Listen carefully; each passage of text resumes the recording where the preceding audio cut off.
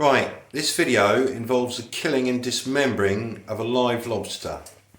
If you don't like that, don't watch please.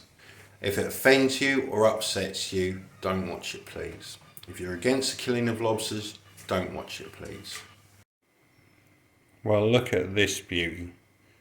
£4 1 ounce, hand picked out of a wreck by me. Absolutely gorgeous European lobster.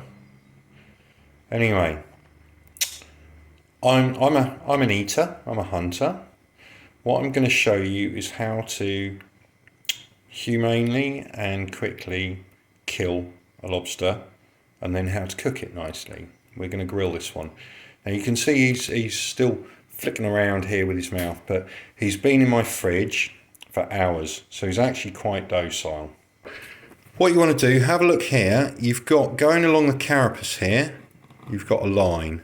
Then you've got a little cross here. This is your kill spot. So you take a very sharp, heavy knife and you're going to cut through there. And what we're going to do is cut him down the centre. So you want to be nice and quick because you don't want him to suffer. All right?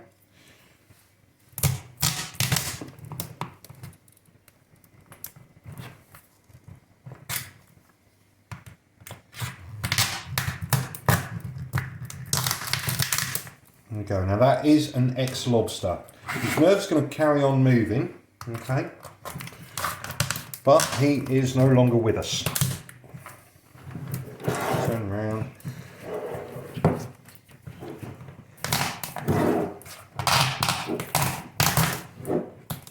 What a rocket. Right, I've also cut down the centre line of the body, or the head, should I say. Now, there's two things I can do. I can either cut down the centre line there so that the whole lobster is split in half, or I can pull the tail clear, just cut the shell there and do that as a whole piece. But we're sharing this, so I'm going to cut it down the centre. Okay. Normally I use a knife or a pair of heavy scissors to cut through this bit here. But this is something Al bought me as a present sometime for cutting through lobster. So basically that hooks under there and you go stomp, stomp, stomp, like that. It's really effective. I just thought that's great. Now I'm going to cut the rest of the way through to the back of the tail and out. Right, it's split now. I'm going to take that horribleness out there. You can see all the meat and everything there. Little bits of stray shell, they will come out as well. Okay. There we go, the final stages before popping it into the oven. So I've smashed the claws up with a hammer so that we can get into it. Next come the accompaniments. Now, all this really needs is butter, and I love this. This is from Lidl, but any sea salt crystal butter is really good. I've got a bunch of dill from the garden.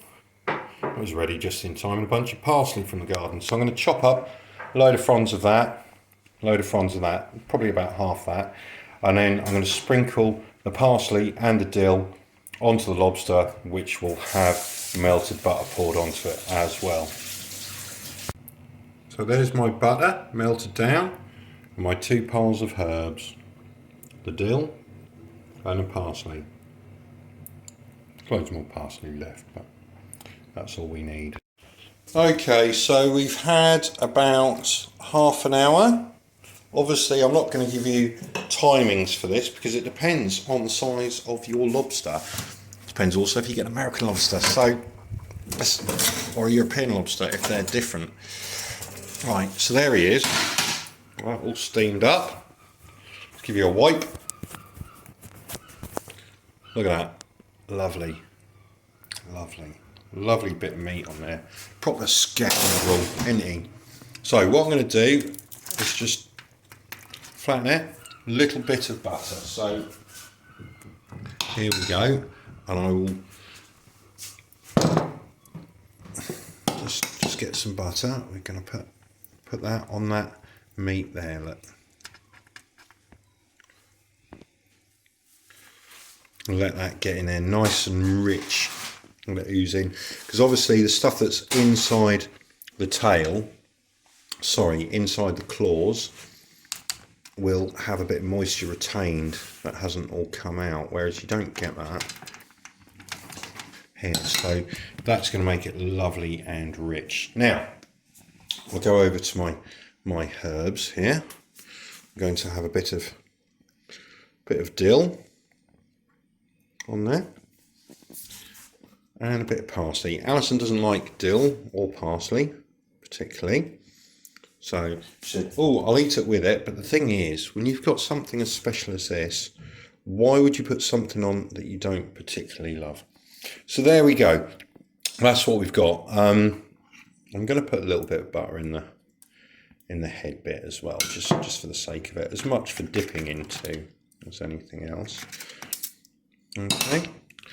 And that's it. So the only other thing that I would maybe add is a bit of cracked salt.